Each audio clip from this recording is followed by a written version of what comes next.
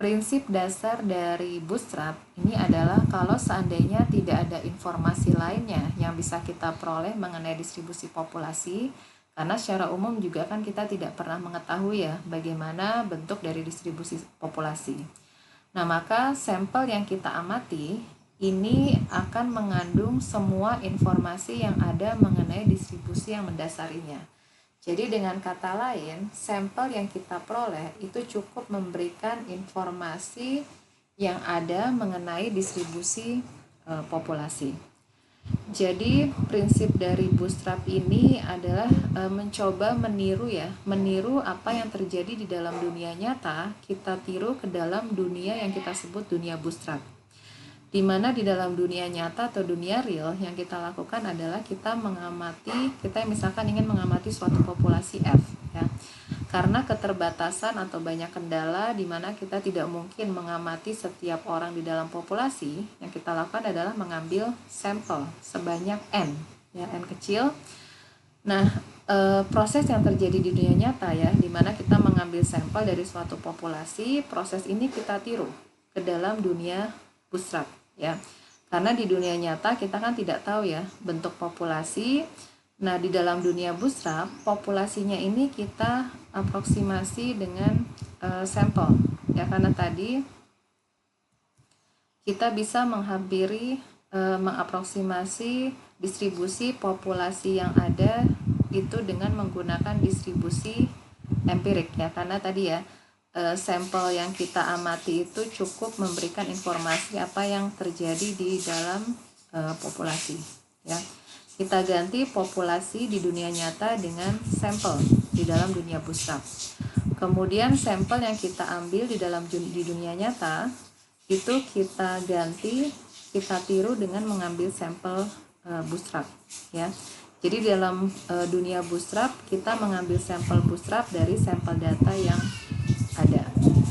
Jadi secara umum metode bootstrap ini meniru proses pembangkitan data dengan cara melakukan sampling dari distribusi F ya, dari distribusi Fn ya. Di sini saya notasikan distribusi empirik itu adalah Fn yang ini, di mana Fn ini adalah estimasi dari distribusi yang tidak diketahui ya, nilai F ini. Nah, ide bootstrap yang tadi digambarkan ini biasanya kita sebut juga sebagai bootstrap non parametrik. Nah, kenapa disebut non parametrik? Karena di sini kita mengaproksimasi distribusi yang ada di populasi itu menggunakan distribusi empirik ya, di mana kita tidak menggunakan asumsi apapun mengenai distribusi populasinya. Makanya disebut bootstrap non parametrik. Jadi sekali lagi bootstrap ini membuat analogi proses yang terjadi di dunia nyata itu kita tiru ke dalam dunia bootstrap ya. Jadi di dalam dunia nyata distribusi sebenarnya adalah F ya. Nah, distribusi F karena ini tidak kita ketahui, kita aproksimasi dengan distribusi empirik ya, yang kita peroleh berdasarkan data pengamatan. Kemudian di dalam dunia nyata biasanya kan kita membangkitkan sampel ya, atau kita mengambil sampel X1 sampai dengan Xn dari distribusi populasi F ya. Nah, di dalam dunia bootstrap sampel yang kita ambil ini kita sebut sampel bootstrap, di mana sampel bootstrap ini kita ambil dari distribusi empirik Fn topi ya. Nah, di dalam dunia nyata distribusi empiriknya kita sebut Fn topi, sedangkan di dalam dunia bootstrap ini kita sebut Fn bintang ya. Kemudian di dalam dunia nyata biasanya kan kita ingin tertarik untuk menghitung suatu parameter tertentu ya. Kita sebut theta, di mana theta ini merupakan fungsi dari distribusi F ya. Nah, di dalam dunia bootstrap theta ini bisa kita estimasi atau kita duga dengan menggunakan fungsi yang sama, tetapi fungsi ini kita gunakan ya, kita kaitkan dengan distribusi empirik ya. Kemudian dari sini kita bisa menghitung estimator ya, estimator atau estimasi dari parameter yang ingin kita duga, kita sebut theta n ya. Nah, di dalam dunia bootstrap ini nanti kita sebut theta topi, ya. Dimana kalau dunia nyata ini kan tentu fungsi yang kita kenakan pada distribusi empirik, sedangkan dalam dunia bootstrap distribusi empiriknya itu adalah Fn bintang, ya.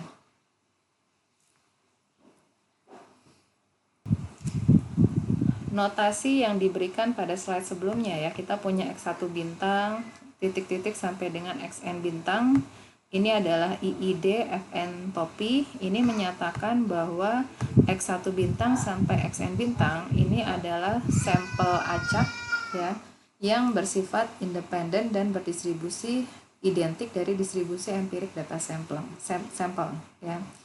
Kemudian sampling dari distribusi empirik ini sama halnya seperti ketika kita melakukan sampling dari suatu populasi terhingga, di mana populasi dalam dunia bootstrap itu adalah data sampelnya, ya. Karena tadi ketika kita menciptakan dunia bootstrap, populasinya sekarang kita pandang sebagai data sampel, ya.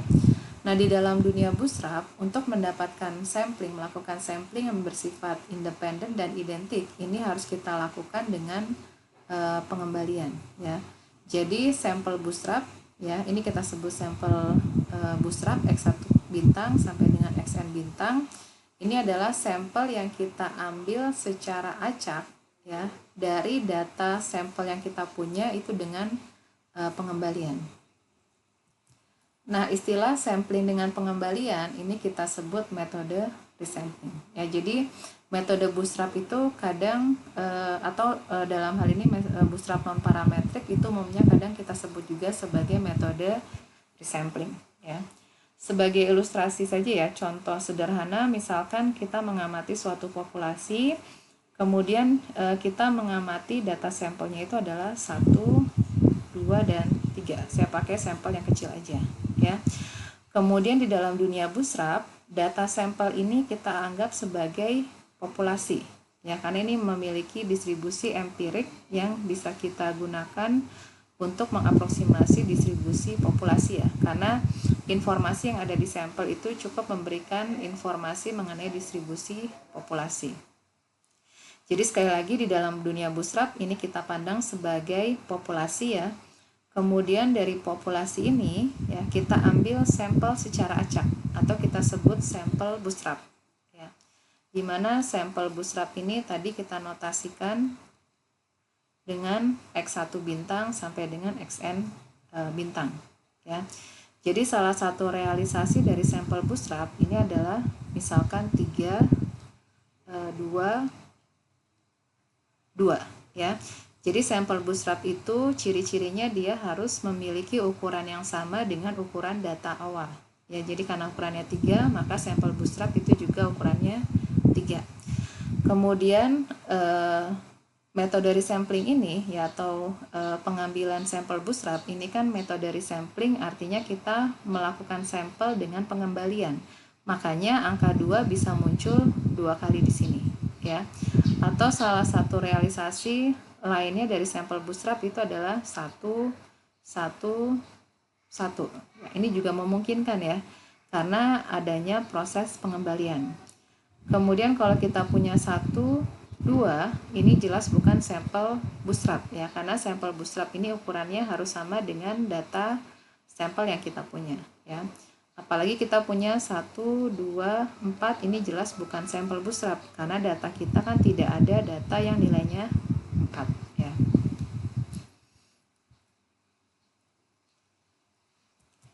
Nah, dari sini kita bisa menggunakan metode bootstrap, atau di sini kita menggunakan bootstrap non parametrik untuk mengevaluasi properti statistik, ya. Statistiknya ini bisa apapun, tidak harus mean sample, bisa median, bisa modus dan lain sebagainya yang dimana tidak mungkin kita turunkan secara analitik, ya, karena mungkin kendalanya tidak ada penurunannya atau mungkin cukup kompleks kalau harus kita turunkan secara analitik.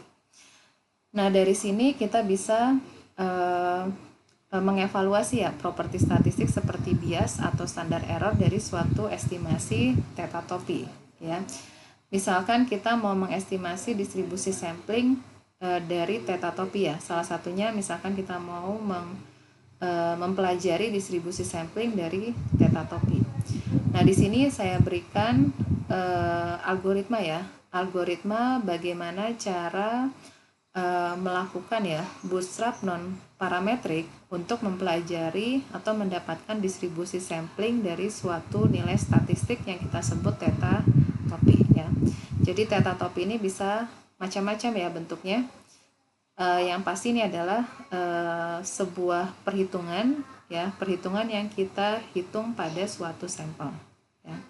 Nah, langkahnya bagaimana? Karena ini adalah merupakan simulasi juga ya, simulasi Monte Carlo, maka kita perlu melakukan sampling atau pengambilan sampel bootstrap berkali-kali ya. Jadi di sini pertama kita ambil sampel bootstrap sebanyak B ya. Umumnya ini disarankan lebih besar dari 1000 ya. Apalagi dengan kecanggihan komputer sekarang biasanya 10.000 atau 1 juta itu kadang tidak memerlukan waktu yang cukup lama ya untuk mendapatkan hasilnya ya. Pertama kita ambil sampel bootstrap yang saling independen ya, sebanyak B kali, misalkan sebanyak 1000 kali. Jadi kita punya sampel bootstrap ke-1, kedua sampai dengan ke-1000 ya, dari suatu data sampel kita ya F1, di mana masing-masing sampel bootstrap itu harus memiliki ukuran yang sama dengan data sampel kita ya. Jadi ini adalah X bintang B ya, ini adalah sampel bootstrap ke B kecil ya, seperti ini ya. Kemudian setelah kita ambil sampel bootstrap, kita evaluasi replikasi bootstrap. Replikasi bootstrap ini saya berikan catatan di bawah, ini adalah nilai statistik yang kita hitung pada sampel bootstrap ya. Sebagai contoh, kalau kita mau menghitung katakanlah tetatopinya adalah min sampel, ya berarti yang kita hitung adalah min pada masing-masing sampel bootstrap ya. Atau kalau misalkan tetatopinya adalah yang mau kita hitung adalah median, ya artinya kita hitung median untuk masing-masing sampel bootstrap ya. Jadi kalau kita membangkitkan sebanyak 1000 sampel bootstrap, tentu kita nanti punya sebanyak 1000 replikasi bootstrap ya. Jadi replikasi bootstrap kita beri notasi tetatopi B ya, ini adalah replikasi bootstrap untuk yang kita hitung pada sampel bootstrap ke B kecil ya, dimana kita hitung sebagai fungsi T ya, fungsi T yang kita evaluasi dari sampel bootstrap ke B kecil ya. Nah, kemudian distribusi sampling dari theta itu bisa kita peroleh dengan cara menghitung ya, membuat distribusi empirik dari replikasi bootstrap ya. Jadi masing-masing replikasi bootstrap yang kita hitung pada setiap sampel bootstrap itulah nanti yang bisa kita gambarkan sebagai distribusi sampling dari tetatopi ya. Kemudian berikutnya, selain distribusi sampling, kita juga bisa mengevaluasi atau mengestimasi standar error ya. Jadi kalau standar errornya dari statistik apapun ya, dimana tidak mungkin kita turunkan secara analitik, kita bisa mengandalkan bootstrap ya. Langkahnya bagaimana? Sama seperti sebelumnya, kita ambil sebanyak sampel bootstrap ya, sebanyak B besar yang saling independen, dimana kita ambil dari data pengamatan kita ya. Kemudian sama seperti sebelumnya, sampel bootstrap ini tentu ukurannya harus sama ya, sebesar ukurannya adalah N.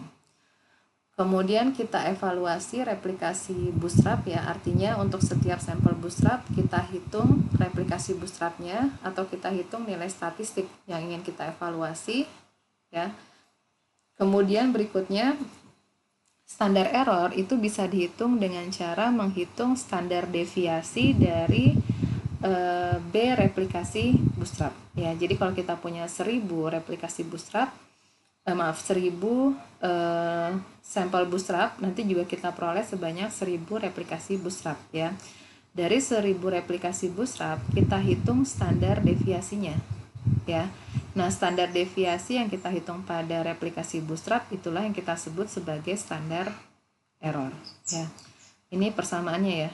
Persamaan ini kan sebenarnya hanya persamaan dalam menghitung standar deviasi. Nah, sebagai contoh, misalkan di sini saya punya data ya, data mengenai waktu bertahan hidup 7 tikus setelah setelah operasi ya, di mana datanya ini dalam hari ya. Jadi di sini untuk tikus yang pertama ternyata hanya bertahan sebanyak 94 hari ya setelah proses operasi. Sampai dengan tikus ke-7 ini yang lebih cepat ya bertahannya. Jadi 23 hari ternyata tikusnya itu sudah tidak survive lagi ya. Jadi ada sebanyak 7. Di sini kita coba mengaplikasikan algoritma bootstrap untuk mengestimasi distribusi sampling dan standar error dari min sampel yang kita punya di sini ya. Caranya pertama di sini saya berikan contoh ya, realisasi sampel bootstrap dan replikasi bootstrap ya. Di sini saya berikan hanya ada 3 sampel bootstrap ya, salah tiga dari realisasi sampel bootstrap. Pertama, karena ada 7 data pengamatan, maka ukuran sampel dari bootstrap itu juga ada sebanyak 7 ya, X1 bintang, X2 bintang sampai dengan X7 bintang ya. Realisasi pertama dari sampel bootstrap kalau yang kita amati atau kita ambil dengan metode resampling adalah 38, 141 dan seterusnya sampai yang terakhir adalah 23 ya. Kebetulan di sini yang kita peroleh ini hasilnya masih sama ya, masih sama dengan data sampel ya. Kemudian kalau untuk sampel bootstrap yang kedua ini karena metode resampling 94 bisa muncul 2 kali ya. Dan begitu juga untuk sampel pengamatan sampel bootstrap ketiga ya. Di sini di sini juga sama ya, 94-nya di sini muncul 2 kali karena ini adalah metode resampling. Kemudian kalau sudah kita kita sudah lakukan pengambilan sampel bootstrap, berikutnya kita hitung replikasi bootstrap ya. Dimana replikasi bootstrap ini adalah nilai statistik yang kita hitung pada sampel bootstrap. Nah, karena statistik yang mau kita hitung adalah min sampel, ya kita tinggal hitung saja. Min sampel untuk sampel bootstrap pertama kita hitung nilainya adalah 86,9 dan seterusnya ya untuk ke semua sampel bootstrap. Ya. Nah, di sini kita coba implementasikan ya algoritma dari bootstrap untuk mengestimasi di sini distribusi sampling ya, menggunakan kasus data yang tadi ya, data mengenai survival dari 7 tikus ya. Pertama di sini saya ambil banyaknya bootstrap, B besarnya saya ambil 1000 ya. Kemudian saya buat X bar star, di mana X bar star ini adalah objek untuk menyimpan replikasi bootstrap ya. X bar star ini untuk menyimpan replika bootstrap ya, sebanyak ukurannya adalah B besar. Kemudian dengan menggunakan perintah looping ya, karena ini kan proses pengulangan ya, pengulangan yang kita lakukan untuk setiap bootstrap, setiap sampel bootstrap ya. Pertama kita ambil sampel bootstrapnya itu dengan cara menggunakan fungsi sampel ya. Kita ambil sampelnya itu dari data pengamatan. Tadi data pengamatannya saya sebut objeknya adalah survival. Ukurannya itu adalah tentu harus sama ya, karena ukuran sampel bootstrap harus sama dengan ukuran data asli ya. Tidak lupa kita tambahkan argumen replace sama dengan true karena kita melakukan pengambilan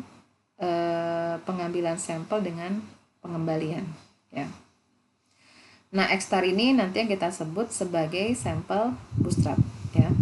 Nah, dari sampel bootstrap yang kita ambil, kita hitung replika bootstrap ya. Dalam hal ini yang kita hitung adalah minnya, berarti kita hitung min pada X-star dan ini kita simpan pada objek tadi yang sudah didefinisikan adalah X bar titik star ya. Nah, ini kalau kita running, nanti kita akan dapatkan 1000 nilai replika bootstrap ya, berupa nilai min yang kita hitung pada setiap sampel bootstrap ya. Kemudian distribusi samplingnya ya tinggal kita buat saja histogramnya. Histogram dari X bar star ini adalah bentuk dari distribusi sampling dari nilai X bar.